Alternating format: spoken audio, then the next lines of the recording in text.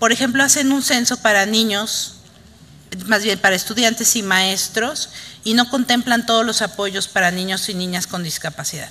No contemplaron apoyos para niños y niñas con discapacidad intelectual, yo creo que porque de entrada pensaron que pues, ellos van directo a la educación especial. Se necesita profesionalizar el tema, pero el tema de las bases de datos, que además se puedan comunicar, como ya se ha dicho mucho aquí, es básico para trazar una política pública adecuada para niños y niñas con discapacidad. Tendríamos que hablar también de revisar la rehabilitación. En este sentido, quiero citar nada más, pero también se los va a mandar. Fernando Landeros del Teletón hizo un documento de sus irreductibles, precisamente, y se los va a mandar a todos. Yo solamente cito rapidísimo lo que dice. ¿Cuántas niñas, niños y adolescentes con discapacidad en México? Lo mismo que dije de base de datos, no sabemos cómo es posible, pues cómo vamos a trazar. La rehabilitación, que es el punto de partida para una inclusión social, es cierto, y además hay que asumir el compromiso que implica rehabilitar a alguien, a un niño o niña. Cuando tú rehabilitas a un niño o niña, le estás diciendo te quiero en la sociedad. Entonces hay que planear los pasos después para eso. La educación, la capacitación para el trabajo, los trabajos mismos y todos, por supuesto, los demás derechos.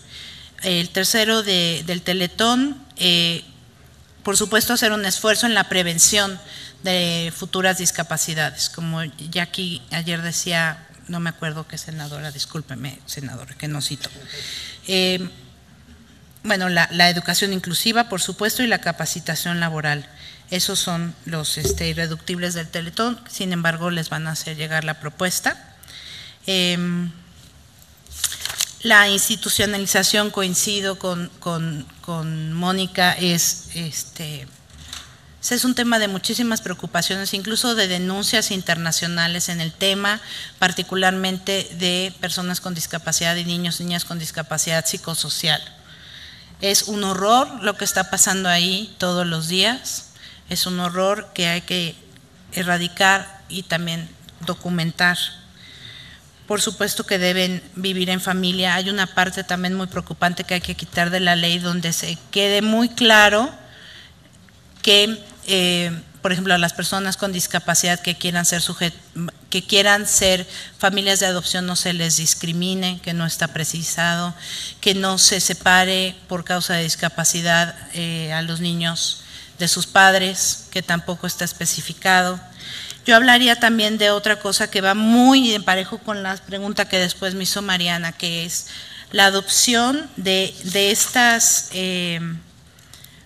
pues nuevas formas de comunicación con las personas con discapacidad, que sirve para la educación y sirve también para el ámbito jurídico, ¿no? ¿Cómo puede un niño o niña con discapacidad en situación de un problema jurídico decir qué pasó? Si no somos capaces de darle algo en braille, de proporcionarle un intérprete en lengua de señas o de hacerle llegar un formato accesible en lectura sencilla, igual para niños sin discapacidad, porque de nuevo aquí la accesibilidad es maravillosa, nos sirve a todos, ¿no? Entre más fácil hagamos algo, el acceso ya sea físico o algún derecho, va a ser más fácil que todos los demás niños y niñas accedan a ello.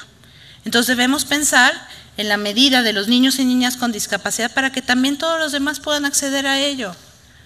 Esa debe ser la medida, ¿no? Aquí no hay piso máximo, hay digamos piso mínimo de sensibilidad y de sencillez. Claro, sin tirarlos de a tontos y menorcitos, como que decía nuestro compañero Barquera. Pues creo que esos serían los irreductibles. Creo que esos serían. Mariana, con respecto a acciones afirmativas, pues sería fantástico, quizás un sueño, ¿no? Pero sí tener un porcentaje mínimo de escuelas con educación incluyente, por ejemplo. Hay muchísimas acciones afirmativas que se pueden hacer. Y sobre todo, una que no es acción afirmativa, sino contemplar, como les decía, a lo largo de toda la ley, a niños, niñas y adolescentes con y sin discapacidad. No perder ese punto de vista. Y sobre el sistema de tutela, es súper interesante, es algo que se está apenas planteando en el mundo, el respeto al artículo 12 de la Convención de los Derechos de las Personas con Discapacidad, que también aplica a niños.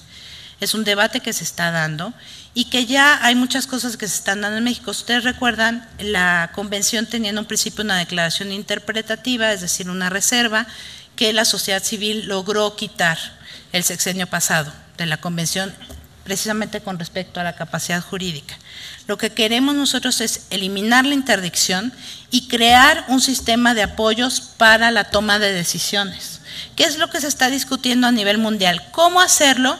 Pues hay ejemplos ahorita desarrollándose en Canadá, me parece, en Colombia, que ya lo van a hacer, pero es algo sí nuevo que hay que discutir y que ya se creó aquí en México, en el Distrito Federal, y sería padrísimo que se retomara a nivel nacional, un grupo de trabajo de parte de la Comisión de Derechos Humanos del Distrito Federal que está trabajando en una iniciativa para plantearlo en la Asamblea Capitalina, con trabajo obvio de la sociedad civil que conoce a las personas con discapacidad y sobre todo las personas con discapacidad intelectual que con apoyos sí pueden tomar decisiones de sus vidas.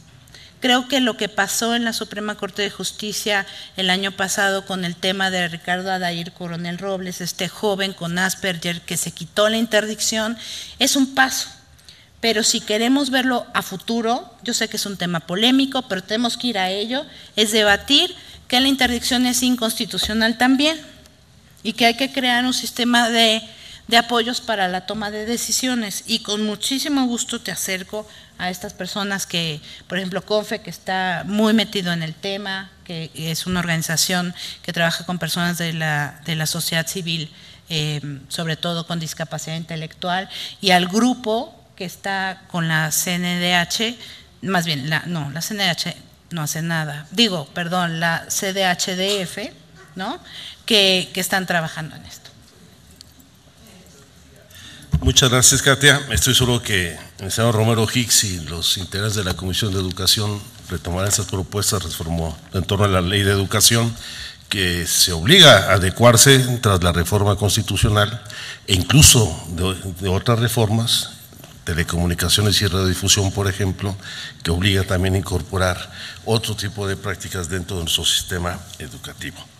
Toca el turno a la doctora Minerva Gómez Plata de la UAM. Por favor. Gracias. Con respecto a la primera pregunta de la integración de la sociedad civil, ¿no?, en la estructura nacional y después en el tema municipal, creo que es un elemento muy importante por varios aspectos. Uno, que tiene que ver con la cuestión, digamos, de un equilibrio, de un consenso en cuanto a las perspectivas, digamos, de las problemáticas, en cuanto al ejercicio de la toma de decisiones. O sea, yo creo que es un elemento muy importante porque en relación a cuando se hace este adelgazamiento del Estado, ¿no?, y las organizaciones de la sociedad civil retoman en sus acciones una gran cantidad de problemáticas, pues bueno, creo que tienen ya una generación de conocimiento fundamental que tiene que ser retomado, digamos, para pues la construcción de este sistema, ¿no?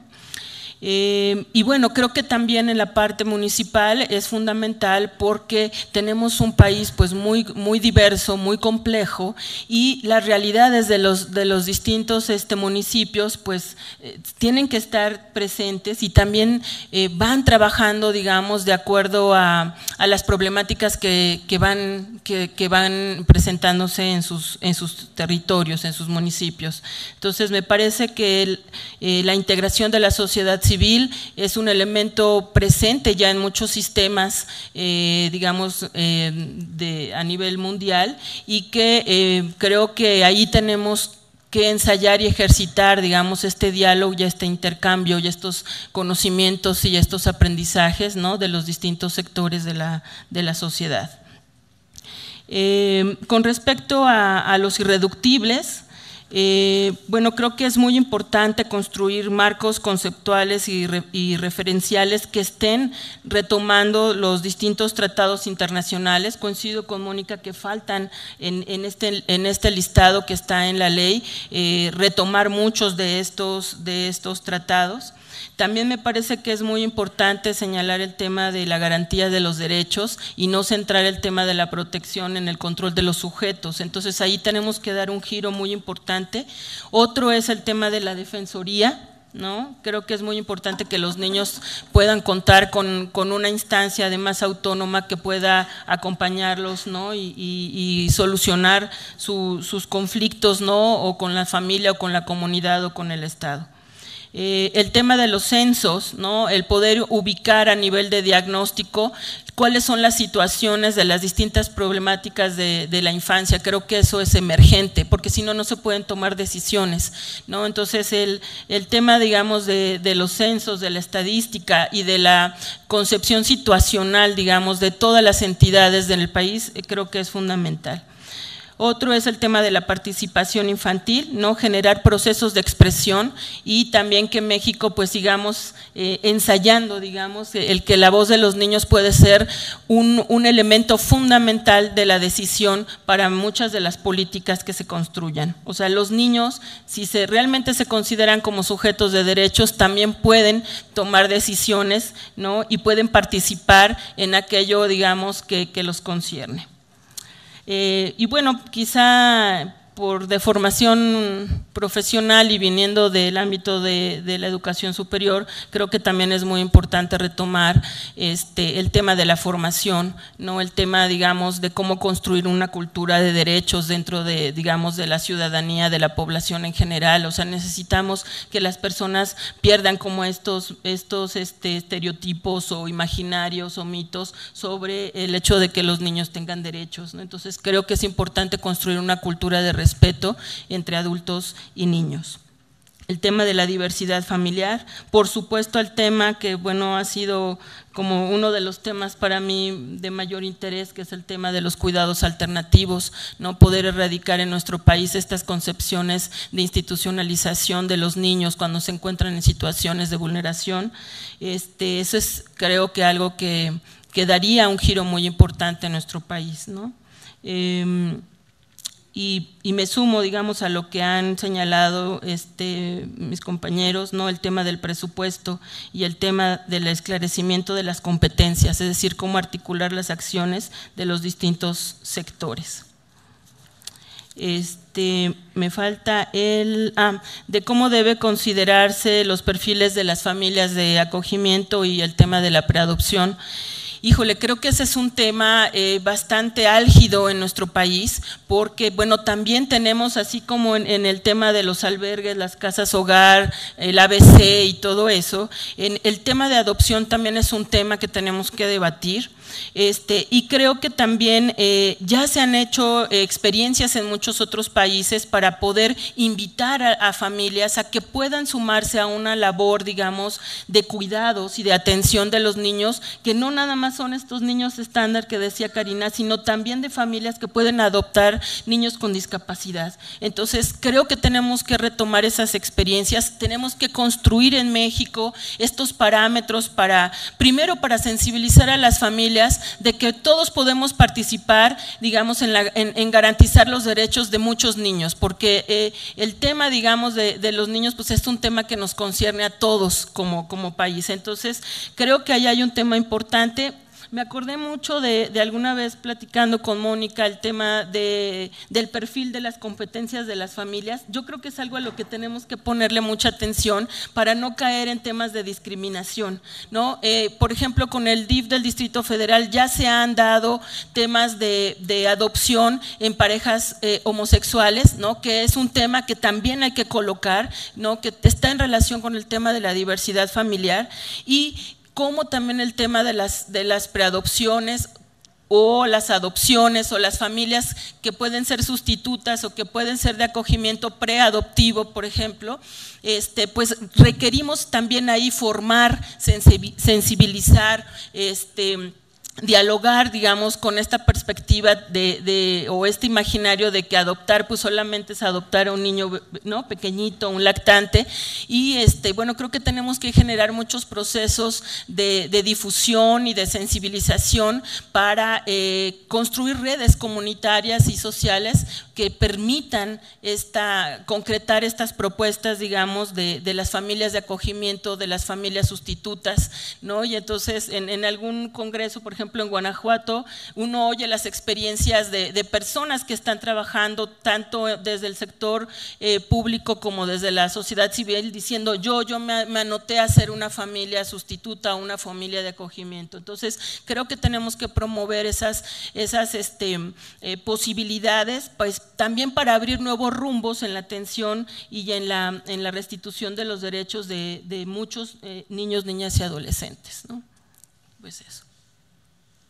Muchísimas gracias, doctora Gómez Plata. Por favor, el maestro Luis Alberto Barquera Medina. Muchas gracias. Bueno, voy a tratar de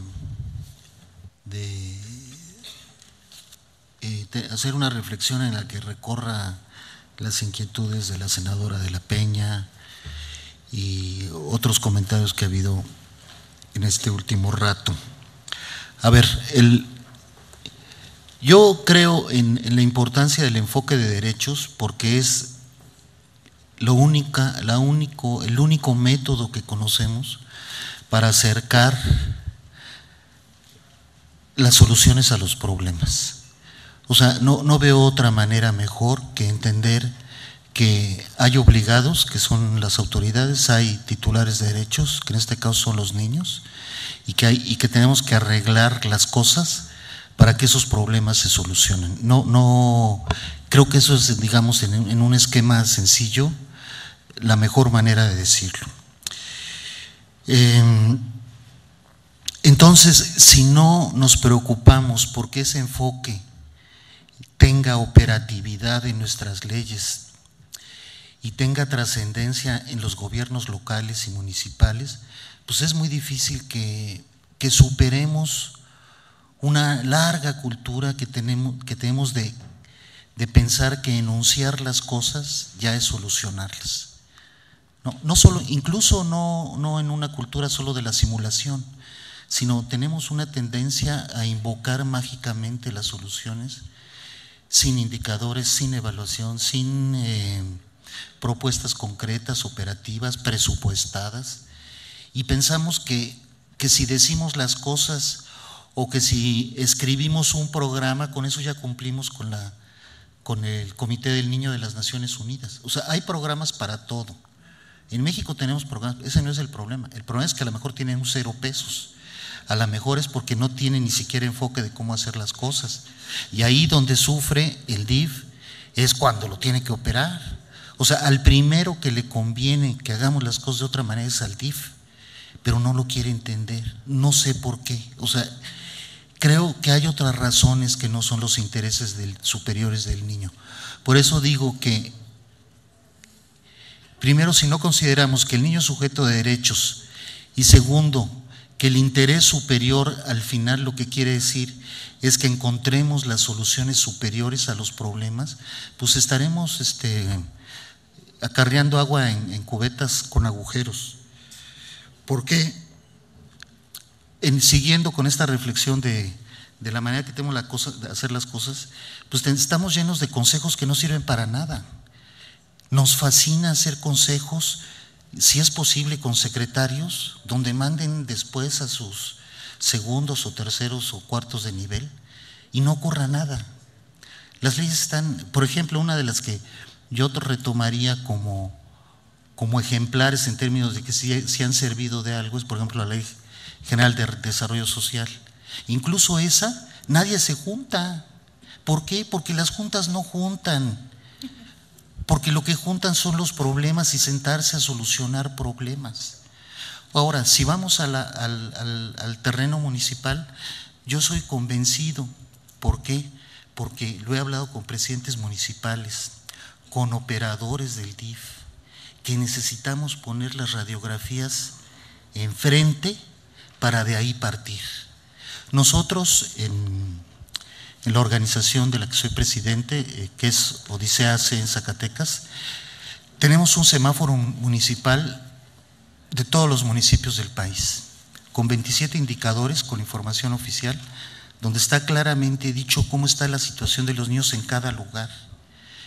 Y nos lo agradecen los presidentes municipales, nada más que nos dicen, nada más díganos con qué, maestro Barquera, nada más díganos con qué, porque no tenemos ni presupuesto, ni tenemos la política, ni tenemos a los titulares de las dependencias que les importe. O sea que tenemos un problema de concepción en los funcionarios, tenemos un problema de presupuestos y tenemos un problema de cómo hacer operativas las soluciones. Al final de lo que se trata es de hacer operativas las soluciones. Y quiero que esta ley, o sea, por lo que hemos luchado muchísimo desde que empezamos, porque venimos de esa problemática concretamente en Zacatecas, que encontremos la mejor manera de que en los estados funcione la ley, funcionen las instituciones y haya los presupuestos que se necesitan. Porque ahorita, por ejemplo, allí en mi estado, se puede funcionar ni siquiera con la Ley de Protección de los Derechos de los Niños, las Niñas y Adolescentes del estado de Zacatecas, porque ¿para qué? Si no sirve para nada. En cambio sí sirve la anterior, porque ya todos la conocen, porque sirve para mandar oficios y hacer todo ese tipo de cosas que se necesitan y que no tienen nada que ver con solucionar los problemas de los niños. Sirve para todo menos para eso.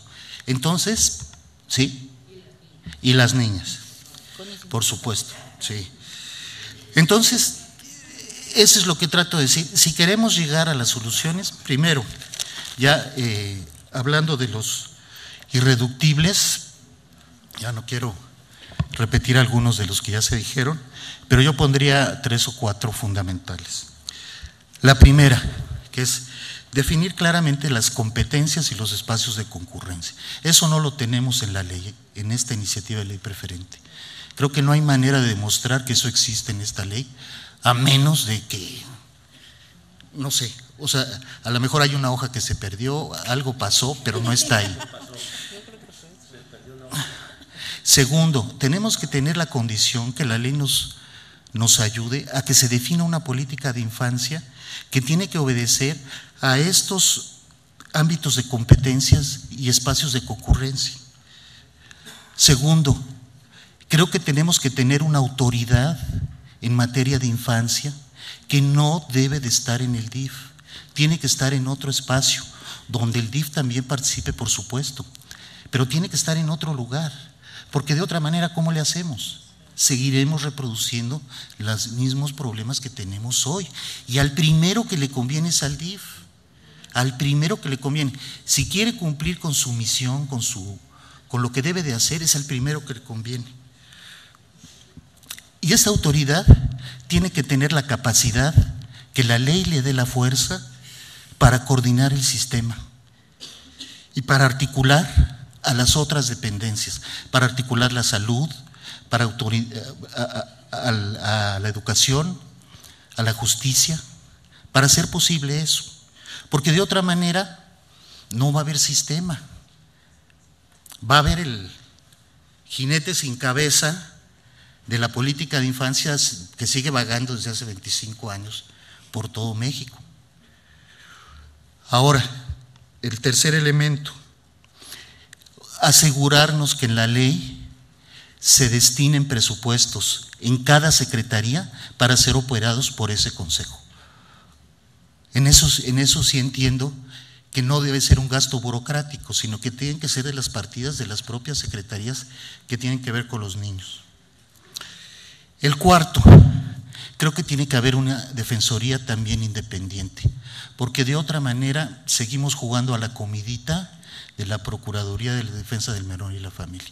Una cosa son los temas de los adultos, o sea, de todo lo que quieran, que tiene que ver con problemas en los hogares, y otro tiene que ser la defensa de los niños. Parecen que es lo mismo, pero no es igual. Y a eso pues, sumaría otros detalles que mis compañeras ya han dicho, pero eso sería lo que yo podría decirles que me parece importante. Muchas gracias, maestro Barquera. Ahora escucharemos un comentario del senador Romero Hicks. Muchas gracias a todas las personas que han participado el día de hoy. Me quiero referir a un comentario de doña Katia de Artigues sobre su sugerencia de la incorporación a la Ley General de Educación. Ya lo hicimos.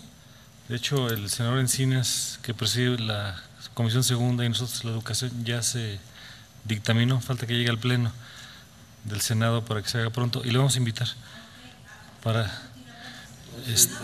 ya está dictaminada en comisiones. Es una búsqueda de armonización de trabajos previos que recogimos, y le vamos a invitar para que nos acompañe a la sesión. A la aprobación de la sesión. A la aprobación de la sesión. Y luego pasa acá. Sí. Está.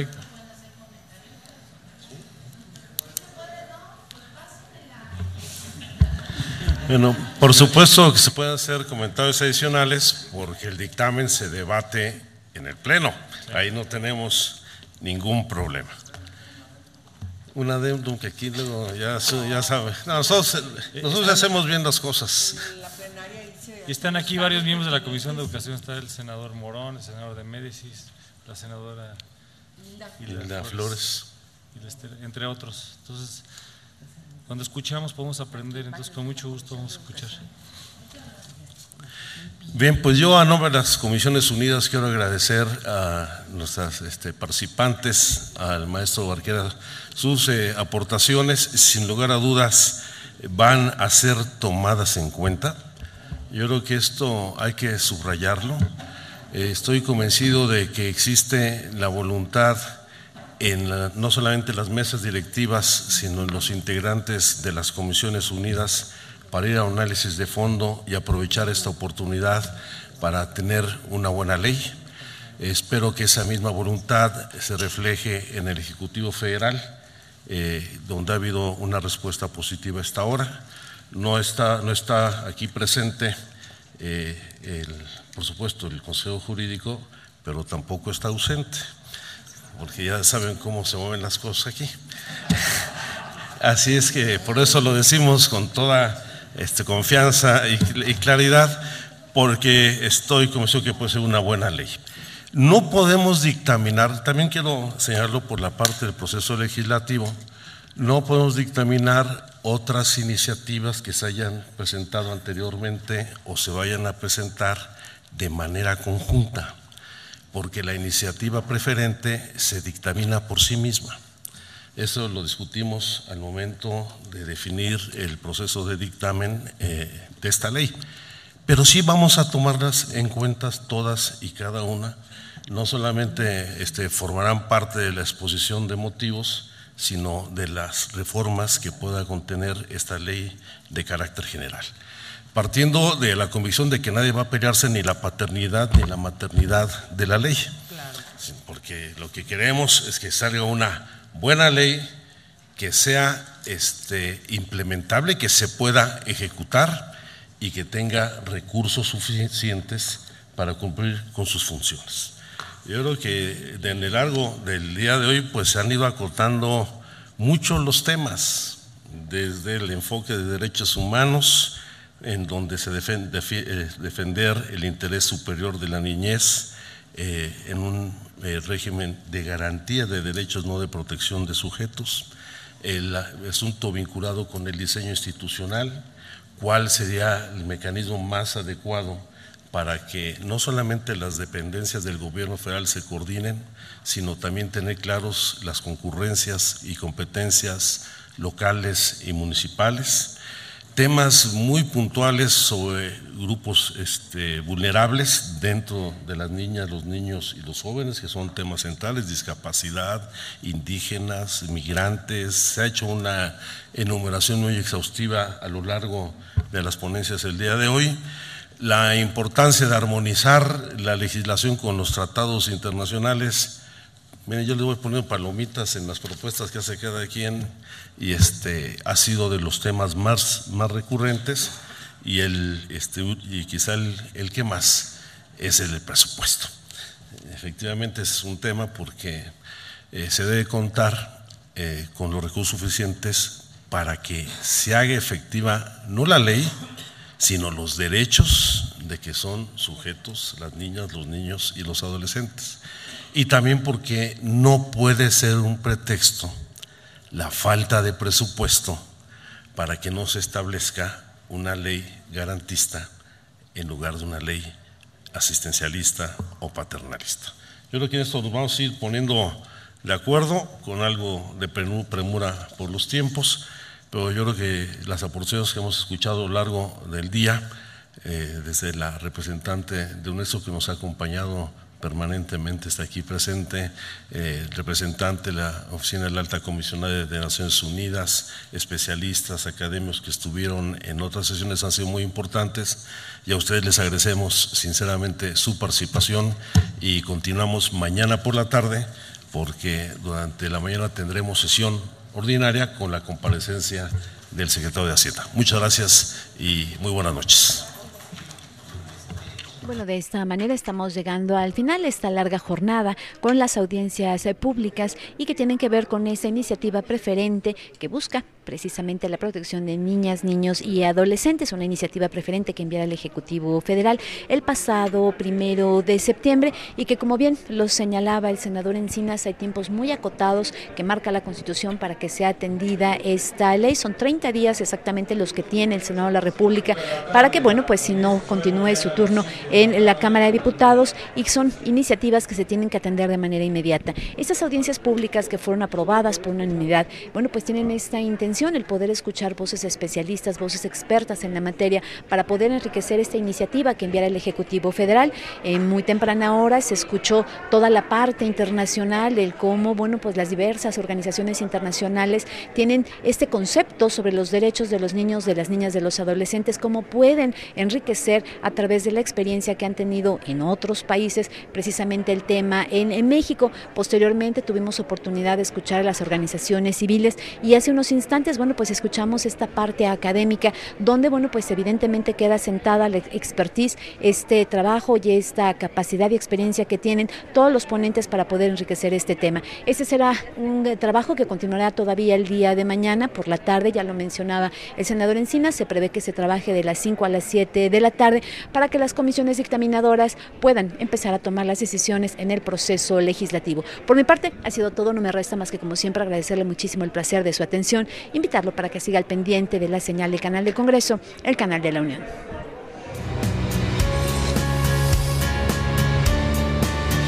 Canal del Congreso, el canal de la Unión, presentó.